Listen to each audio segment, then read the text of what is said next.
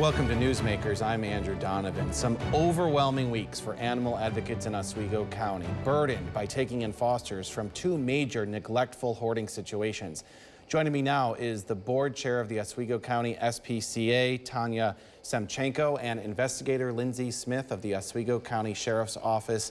Investigator Smith, you're the animal cruelty officer, so you've been involved in all of this from the beginning. Thank you both for joining us. Thank you for having us. Thank you. Investigator Smith, you don't do these a lot. No, I don't. Well, thank you for making an exception. You've both been very busy.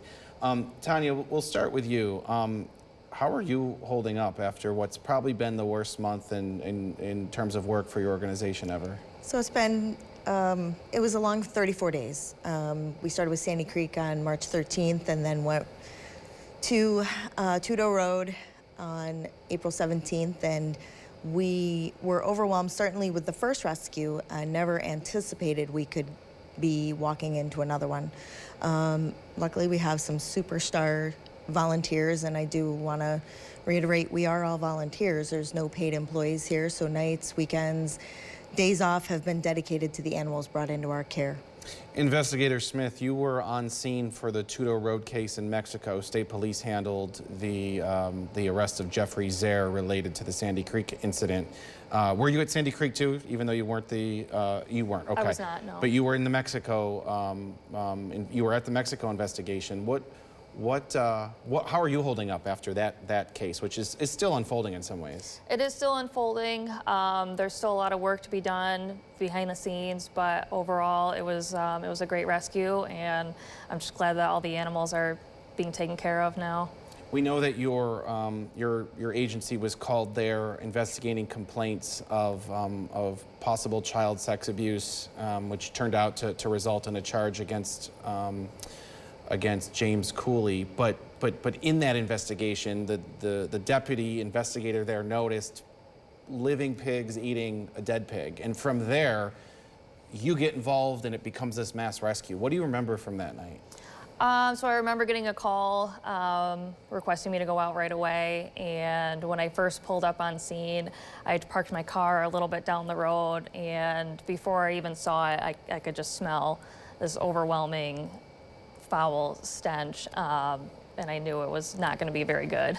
Had you seen anything like that since you've been the animal cruelty investigator? I'd have to say that's probably the worst one that I've seen thus far. Wow. And then Tanya, to get the call that all your volunteers were needed and you'd have to find homes for these animals. What was that burden like?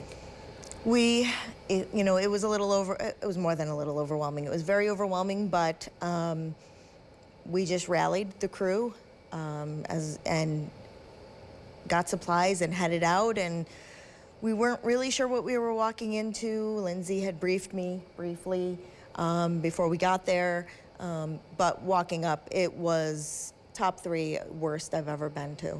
And when you and I spoke about a week ago, you had mentioned being on the scene of the Aaron Maxwell case, and obviously people remember that from the horrible abuse of a child, of Aaron Maxwell, but people forget that animals were involved in that case too. So you have some background that helps you know how serious the more recent cases were. Correct. The animal charges, I think, for that case, because of the severity of what happened to Aaron, were not primary in the public's mind, but they were as bad as what we've seen recently. So I did have some experience walking in, but I don't think anything can ever prepare you fully when you walk into these situations, because everyone is slightly different. Yeah. Investigator Smith, in the Mexico case, James Cooley has also been charged with sexual abuse of a child. Just generally speaking, is there ever a commonality between animal abuse and child abuse? Do you see that often, or is it case by case? We do see it often. There's something that we refer to in law enforcement as the link, meaning animal cruelty is often linked to numerous other types of offenses in a home. So wherever you walk into a home and you see animal cruelty going on, there's often child abuse, there could be elder abuse, there's often domestic violence going on within the home. They usually go hand in hand. Tanya, I want to break up the two recent cases. Sandy Creek, Jeffrey Zare has been arrested and charged. That was a New York State Police-led investigation. Speak to what it was like with that rescue. That was, even walking into that one, we had a little bit more time to prepare. We knew it was coming. We had about a day and a half to get things in order, but it was still very overwhelming walking up and seeing the animals in those conditions, and walking through with the police. And then when we were going through the different buildings that were on premises, the home had to be immediately condemned because of water in the basement very near the electrical box, which then, presented additional circumstances that we had to deal with. And then to walk into Tudo Road, again, it was completely different. You're walking into animal waste everywhere, and my understanding is that there was also human waste because the septic had backed up. We had to make sure that our folks were in proper foot gear, masks, all of those things. So just you can never, expect what you're walking into. When I walked into the home on Tudo Road, it certainly took my breath away. In Sandy Creek, including the fish, you think you've had to foster and care for 180 living creatures, including the fish. And then in Mexico, the number is looking to be about 160 animals. Correct. We're very lucky. We have partnered rescues that work with us: Oswego Animal Shelter, Oswego Humane Society, All Creatures Big and Small, Kirkville Animal Rescue and Education. They stepped up, and without them, we would not have been able to do what we did, pull off to get these animals out of those circumstances. It was a community. It took a village. Well, we'll talk about how the animals are doing, where they're at, and how people can help. But first, we'll take a break. Newsmakers is back after this.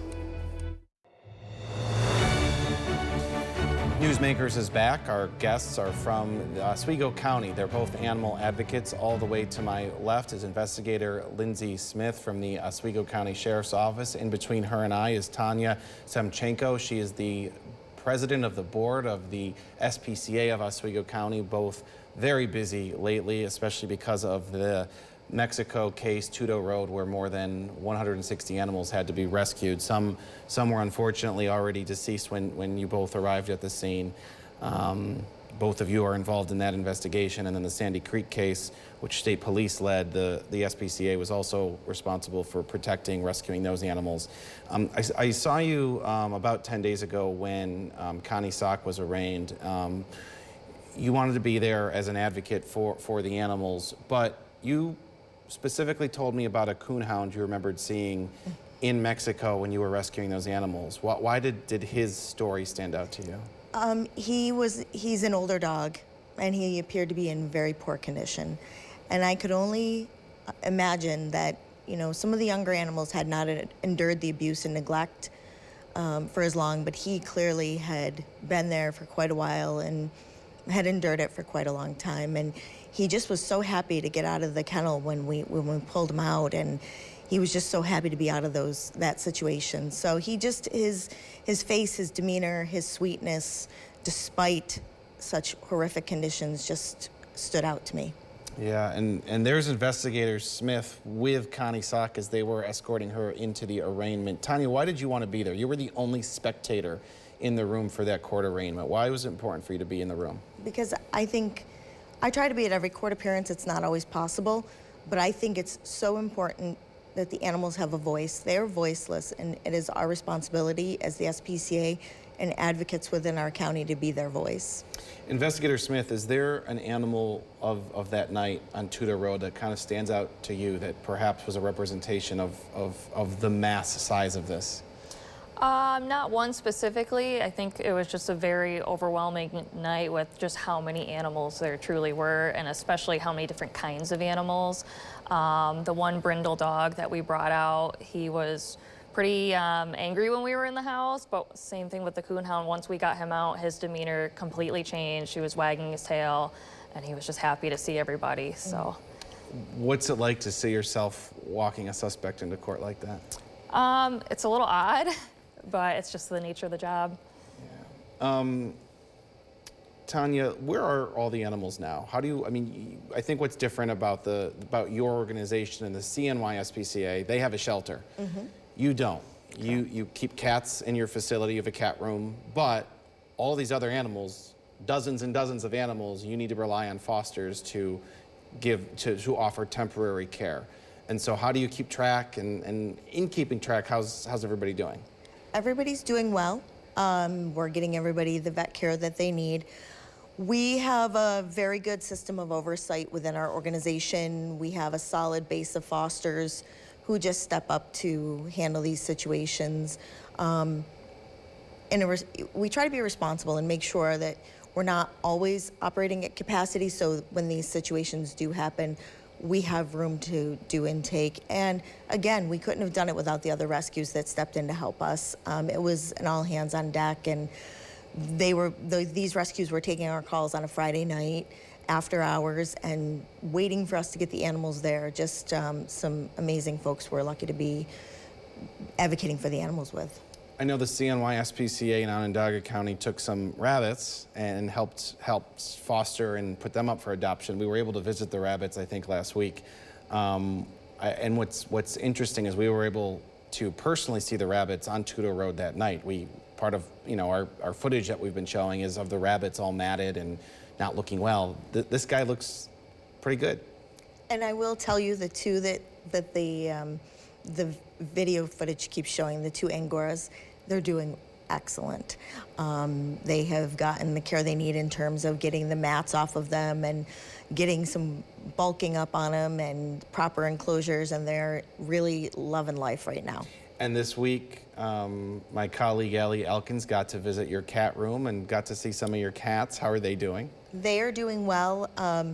She was particularly enamored of Glance, he has an eye injury that was clearly there for quite a while, but we also visited with Tennessee and Muldoon and Frisia, and they're doing great. They're loving a normal, consistent life with consistent food, water, litter pans, and treats, and really just soaking it up. I just don't know if there's enough love for them to ever make up for it, but we're going to do our best to find homes that will make sure that happens. Are they ready to go to those homes yet?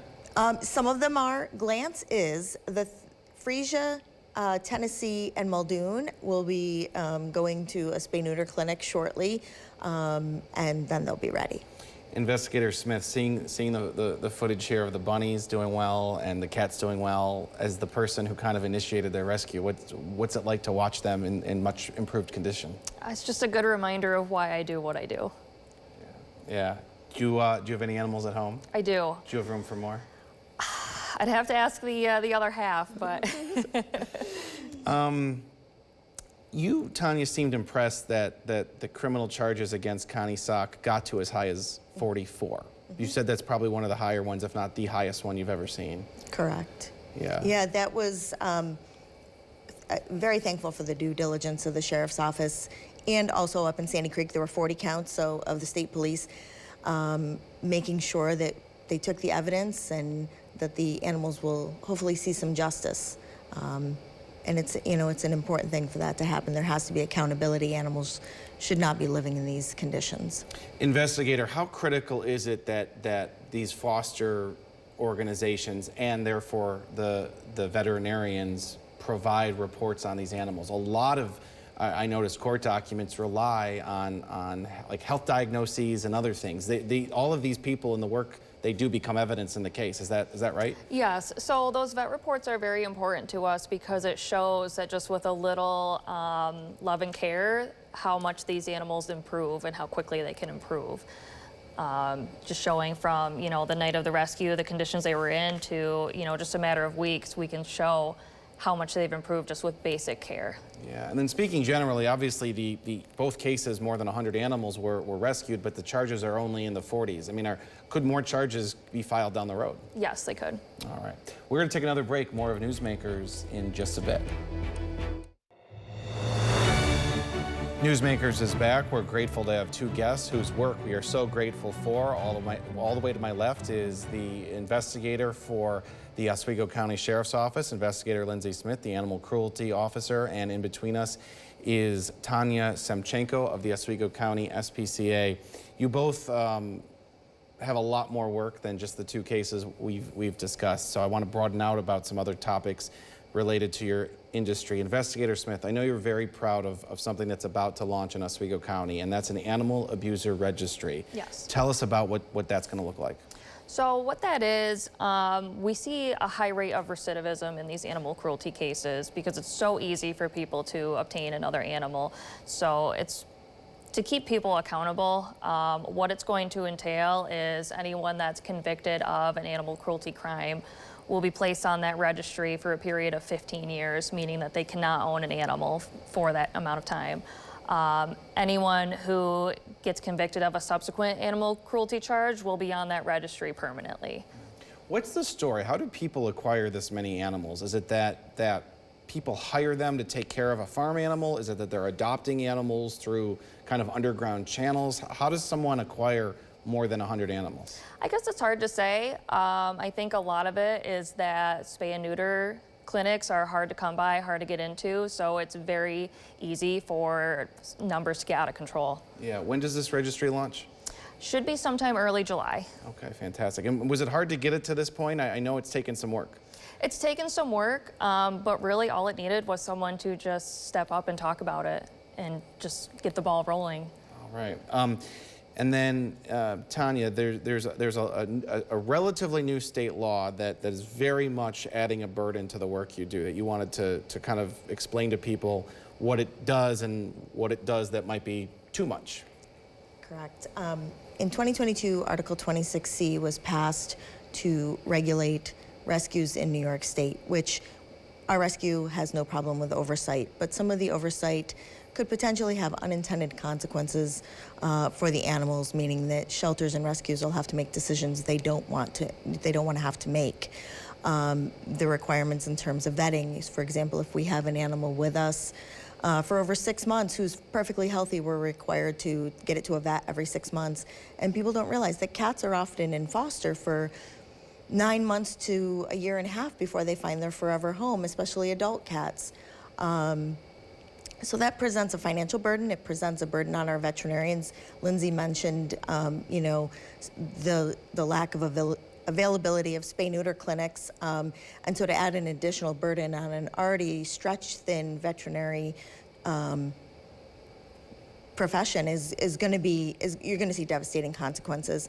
They're also requiring for rural shelters where they may be in lower economic areas, upgrades to their shelters that they may not be able to afford, therefore they may have to take reduced numbers in those shelters. And right now, we are seeing more animals in rescue than we ever have before. And it's just a little baffling to me, especially with these recent cases, why we're not looking to regulate backyard breeders, which is one place that people can get more than 100 animals, or hoarders like this. Why are there not laws put into place, or even further that, why are our animal abuse laws not more strict? So it's very much cart before the horse. Yeah. This happens in the city of Syracuse too. There are strays everywhere, and it doesn't seem like anyone's able to regulate the number of strays on the streets. So shelters and organizations like yours get burdened by animals. People call, they find an animal that might be suffering, or just an animal without a home. They hope and assume someone like you can take it right away, but so many of your partners are at capacity. How do you even begin to get a grip on the problem of too many animals and not enough space for them?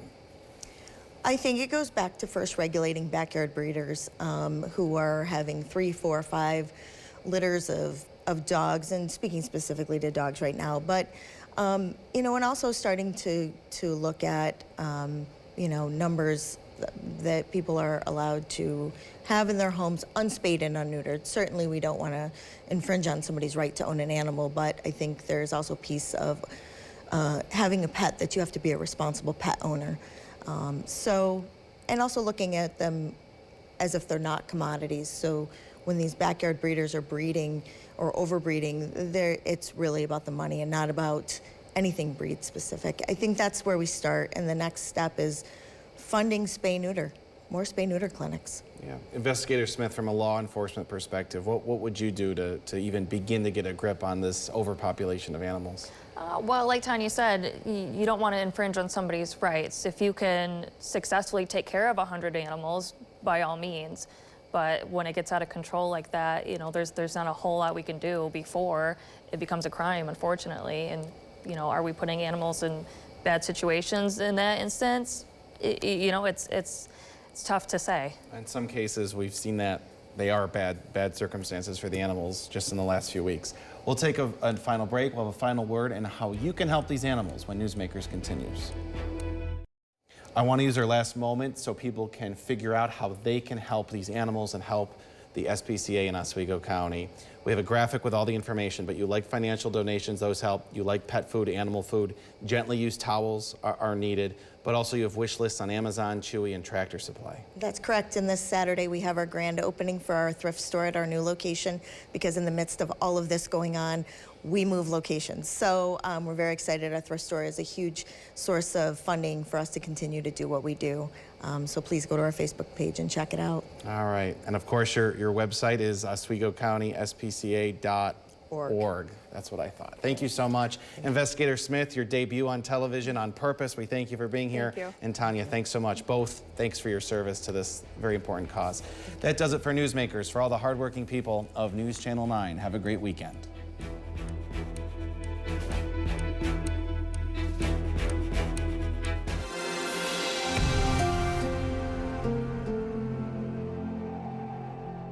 Download the WSYR Plus app on your TV to stream News Channel 9 for free. Just go to your smart TV, search WSYR Plus in the App Store, and download to start streaming today.